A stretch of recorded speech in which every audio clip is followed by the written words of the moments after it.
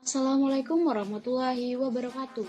Tabi pun, salam pramuka, semangat pagi, pagi, pagi, pagi, luar biasa. Perkenalkan, nama saya Lulu Hairia, NPM 2113022014, Program Studi Pendidikan Fisika. Di video kali ini saya akan menjelaskan mengenai Undang-Undang tentang Gerakan Pramuka. Pasal 1, dalam undang-undang ini yang dimaksud dengan Ayat 1, Gerakan Pramuka adalah organisasi yang dibentuk oleh pramuka untuk menyelenggarakan pendidikan kepramukaan.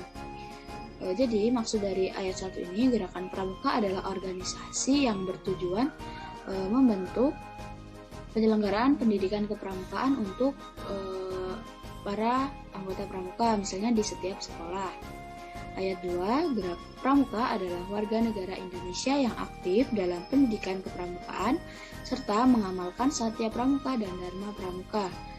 Maksud dari ayat 2 ini adalah setiap anggota pramuka adalah warga negara Indonesia yang aktif dalam pendidikan kepramukaan dan selalu mengamalkan Satya Pramuka dan Dharma Pramuka. Ayat 3, kepramukaan adalah segala aspek yang berkaitan dengan pramuka. Ayat 4, pendidikan kepramukaan adalah proses pembentukan kepribadian, kecakapan, kehidupan, dan akhlak mulia pramuka melalui penghayatan dan pengamalan nilai-nilai pramuka. Jadi, pendidikan kepramukaan ini sebagai proses untuk membentuk kepribadian setiap pelajar ataupun anggota pramukanya. Ayat 5, gugus depan adalah satuan pendidikan dalam suatu organisasi terdepan penyelenggara pendidikan kepramukaan. Gugus depan adalah lembaga terdepan di suatu instansi atau kegiatan anggota pramuka. Ayat 6, pusat pendidikan dan pelatihan kepramukaan adalah satuan pendidikan atau mendidik, melatih, dan memberi sertifikasi kepada kompetensi bagi tenaga pendidik kepramukaan. Ayat 7, satuan komunitas pramuka adalah satuan organisasi penyelenggara pendidikan kepramukaan yang berbasis antara profesi, aspirasi, dan agama. Ayat 8, satuan karya pramuka adalah satuan organisasi penyelenggara pendidikan kepramukaan bagi peserta didik sebagai anggota muda untuk meningkatkan pengetahuan, keterampilan, dan pembinaan di bidang tertentu. Jadi di dalam pramuka terdapat satuan karya yang menyelenggarakan pendidikan bagi setiap anggota pramuka untuk mengembangkan pengetahuan, keterampilan di berbagai bidang. Ayat 9 yaitu gugus Dharma Pramuka adalah satuan organisasi bagi anggota pramuka dewasa untuk memajukan gerakan pramuka.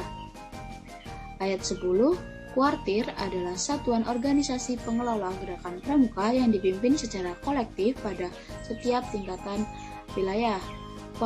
Maksudnya kuartir adalah satuan yang berada di setiap wilayah, misalnya ada kuartir ranting, kuartir cabang, dan kuartir nasional. Ayat 11, majelis pembimbing adalah dewan yang memberikan bimbingan kepada satuan organisasi gerakan pramuka.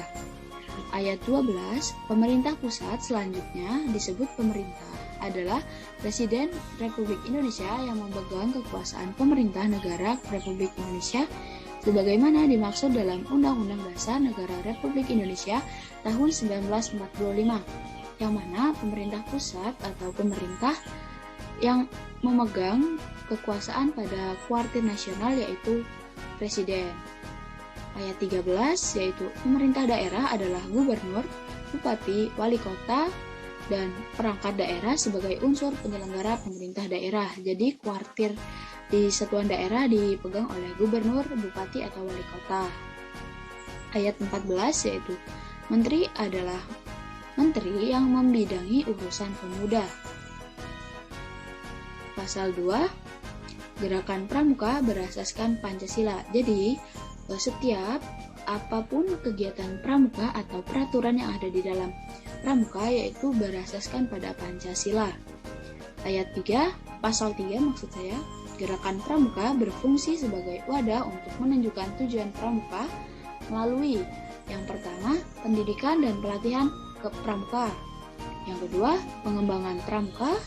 Yang ketiga, pengabdian masyarakat dan orang tua. Dan permainan yang berorientasi pada pendidikan. Jadi, kegiatan pramuka ini seimbang antara kegiatan pada masyarakat dan permainan untuk merefleksikan diri. Pasal 4, yaitu gerakan pramuka bertujuan untuk membentuk setiap pramuka agar memiliki kepribadian yang beriman, bertakwa, berakhlak mulia, berjiwa patriotik, taat hukum, disiplin, menjunjung tinggi nilai-nilai luhur bangsa, dan memiliki kecakapan hidup sebagai kader bangsa dan dalam menjaga dan membangun negara kesatuan Republik Indonesia, mengamalkan Pancasila, serta melestarikan lingkungan hidup. Pasal 5, yaitu pendidikan kepramukaan dilaksanakan berdasarkan pada nilai dan kecakapan dalam upaya membentuk kepribadian dalam kecakapan hidup pramuka.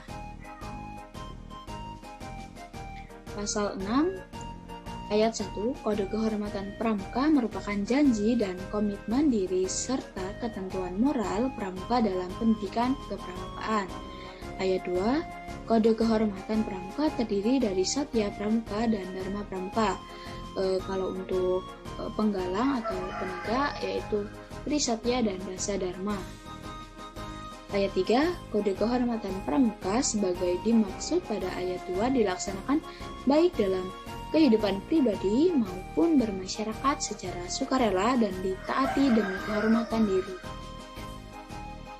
Pasal 6 ayat 4, Satya Pramuka sebagaimana dimaksud ayat 2 yaitu bunyi dari Trisatya yang bisa dilihat pada layar di sini. Selanjutnya ayat 5, Dharma Pramuka sebagai dimaksud pada ayat 2 berbunyi, bisa dilihat di layar di sini,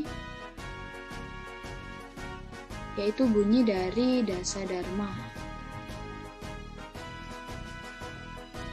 Pasal ke-7 ayat 1, kegiatan pendidikan kepramukaan dilaksanakan dengan berlandaskan pada Kode Kehormatan Pramuka sebagai dimaksud pada pasal 6 ayat 2 sebelumnya.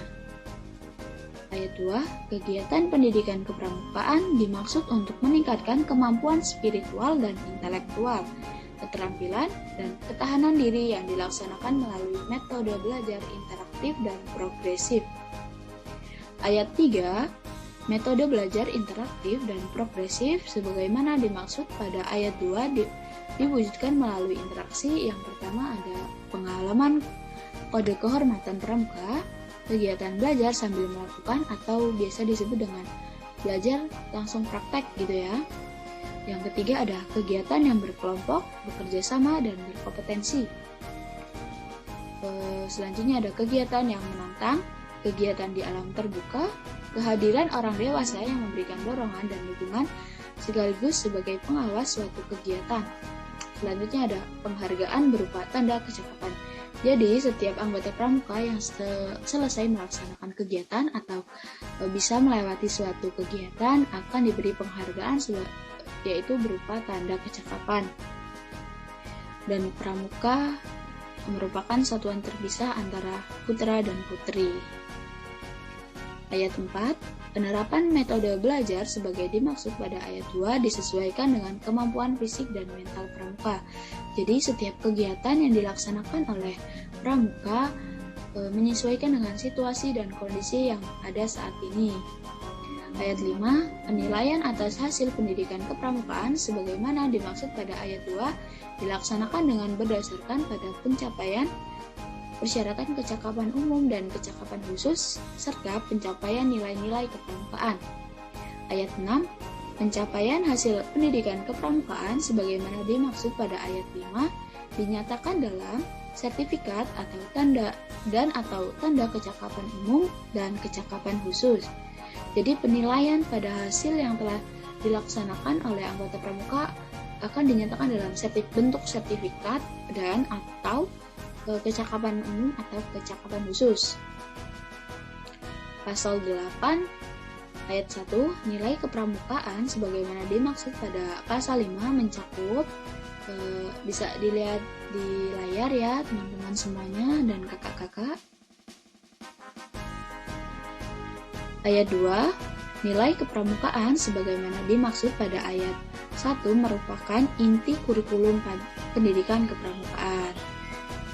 Oke, itu tadi pembahasan mengenai Undang-Undang tentang Gerakan Pramuka pasal 1 sampai pasal 8. Di sini saya memohon maaf jika terjadi banyak kesalahan dalam pembuatan video ini. Saya akhiri. Wassalamualaikum warahmatullahi wabarakatuh. Salam Pramuka. Semangat pagi luar biasa.